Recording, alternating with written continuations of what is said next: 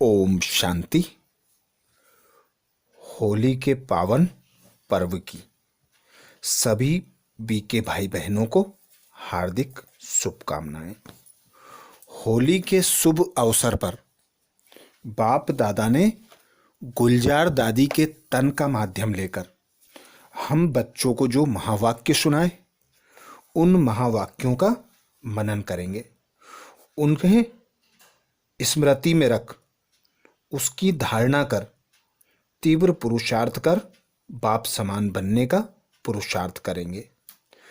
4 मार्च 1969 को अव्यक्त बाप दादा ने हम बच्चों को जो महावाक्य सुनाए, महावाक्य में बाप दादा बोले, आज आपकी खास होली है क्या? होली कैसे मनाई जाती है? होली मनाने आती है? संगम की होली कौन सी है? वर्तमान पार्ट होली कैसे मनाएंगे? वर्तमान समय कौन सी होली मनाने की आवश्यकता है? बाप दादा ने अनेक प्रश्न किए। बाप दादा बोले, आज आपकी खास होली है क्या? होली कैसे मनाई जाती है? होली मनाने आती है? संगम की होली कौन सी है? वर्तमान पार्ट अनुसार होली कैसे मनाएंगे? वर्तमान समय कौन सी होली मनाने की आवश्यकता है? होली में कई बातें करनी होती हैं। रंगा भी जाता है, जलाया भी जाता है, साथ साथ श्रृंगारा भी जाता है और कुछ मिटाना भी होता है। जो भी बातें होली में करनी है वह सभी इस समय चल रही हैं। जलाना क्या है, मिटाना क्या है, रंगना क्या है और श्रृंगारना क्या है, यह सभी कर लेना। इसको कहा जाता है मनाना। अगर इन चारों बातों में से कुछ कमी है तो मनाना नहीं कहेंगे। होली के दिनों में बहुत सुंदर सजते हैं। कैसे सजते हैं? देवताओं के समान। आप सभी सजे हुए हैं। सजावट में कोई कमी तो नहीं है। सजावट में मुख्य होली का श्रृंगार कौन सा होता है? सॉन्ग जो बनाते हैं उन्हों को पहले पहले मस्तक में बल्ब लगाते हैं। यह भी इस समय की कॉपी नकल की हुई है। आप का भी संगम का मुख्य श्रृंगार है मस्तक पर आत्मा का दीपक जलाना। इसकी निशानी बल्ब जलाते हैं। लेकिन यह सभी बातें होने लिए होली का अर्थ याद रखना है। होली जो कुछ हुआ वह हो गया, हो लिया। जो सीन हुई होली अर्थात बीत चुकी। वर्तमान समय जो पॉइंट ध्यान में रखनी है वह है यह होली की अर्थात ड्रामा के ढाल की। जब ऐसे मजबूत होंगे तब वह रंग भी पक्का लग सकेगा। अगर होली का अर्थ जीवन में नहीं लाएंगे तो रंग कच्चा हो जाता है। पक्का रंग रंगने के लिए हर वक्त सोचो होली। जो बीता हुआ है हो लिया। ऐसी होली मना रहे हो? वह कभी कभी ड्रामा की सीन देखकर कुछ मंथन चलता है। ज्ञान का मंथन दूसरी बात है, लेकिन ड्रामा की सीन पर मंथन करना, क्यों, क्या, कैसे, यह किस चीज का मंथन है? दही को जब मंथन किया जाता है तब मक्खन निकलता है। अगर पानी को मंथन करेंगे तो क्या निकलेगा? कुछ भी नहीं। रिजल्ट में यही होगा, एक तो थकावट, दूसरा टाइम वेस्ट। इसलिए वह हुआ पानी का मंथन। ऐसा मंथन करने के बजाय ज्ञान का मंथन करना है। साकार रूप में लास्ट दिनों में सर्विस की मुख्य युक्ति कौन सी सुनाई थी? घेराव डालना। डबल घेराव डालना, एक तो वाणी द्वारा सर्विस का, दूसरा अव्यक्ति आकर्षण का। यह ऐसा घेराव डालना है जो न खुद उससे निकल सकें न दूसरे निकल सकें। घेराव डालने का ढंग अभी तक प्रैक्टिकल में दिखाया नहीं है।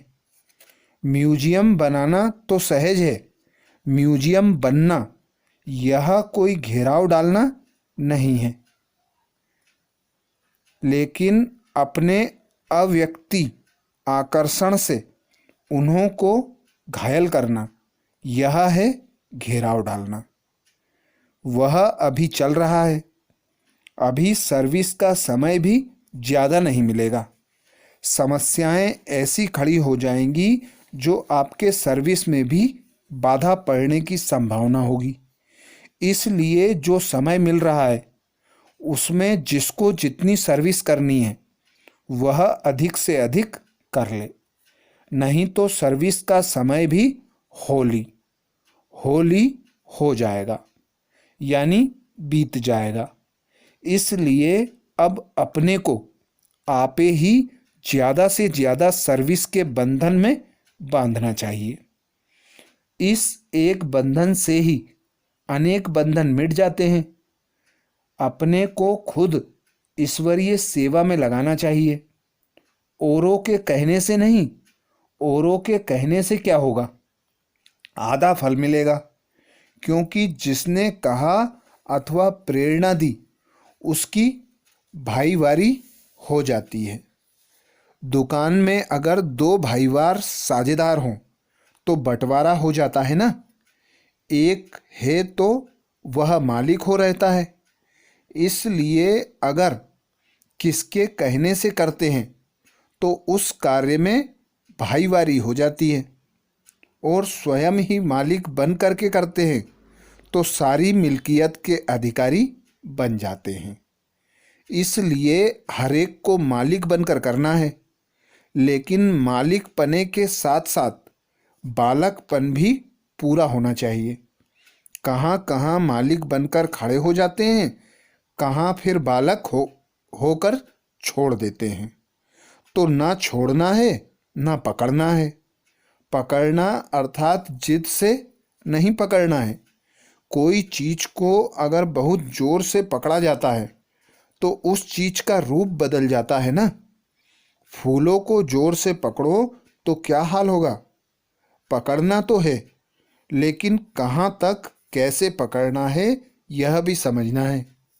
या तो पकड़ते अटक जाते हैं, व छोड़ते हैं तो छूट जाते हैं। दोनों ही समान रहें, यह पुरुषार्थ करना है। जो मालिक और बालक दोनों रीति से चलने वाला होगा उसकी मुख्य परख यह होगी।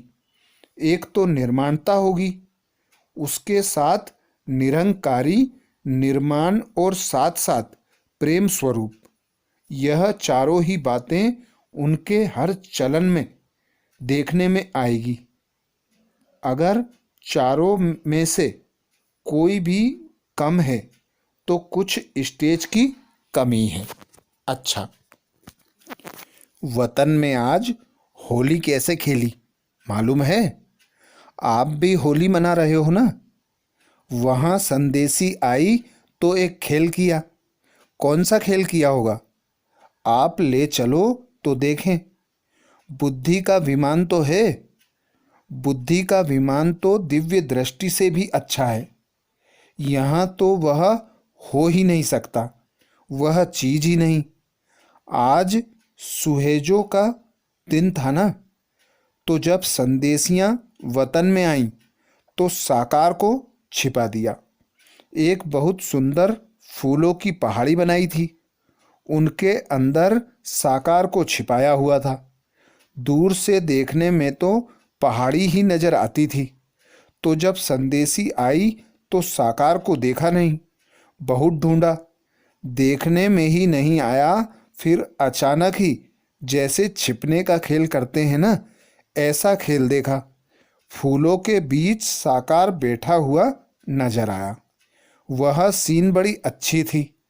अच्छा, फिर अव्यक्त बाप दादा हर एक को अमृत पिलाकर भोग दे रहे थे और एक एक से मुलाकात भी कर रहे थे। खास म्यूजियम वालों को डायरेक्शन दे रहे थे कि अव्यक्ति आकर्षण से म्यूजियम ऐसा बनाओ जो कोई भी अंदर आए देखे तो एकदम आकर्षित हो जाए। अर्थात बाप दादा ने हम बच्चों को होली पर महावाक्य में यही श्रीमत दी कि अव्यक्त स्वरूप को मजबूत करो, अव्यक्त स्थिति में स्थित होने का अभ्यास करो और अव्यक्त स्वरूप द्वारा बाप दादा को प्रत्यक्ष करो, तो सब आत्माएं आपकी ओर आकर्षित होंगी और सर्विस ज़्यादा से ज़्यादा वृद्धि को पाएगी। क्योंकि समय कम मिलेगा, तो समय का सदुपयोग करना है व्यर्थ के क्या क्यों कैसे से मुक्त होकर अव्यक्त स्वरूप का अभ्यास कर रूहानी खुशबू फैलाने की सेवा करना है। यही बाप दादा की होली पर हम बच्चों को श्रीमत मिली। अच्छा, ओम शांति।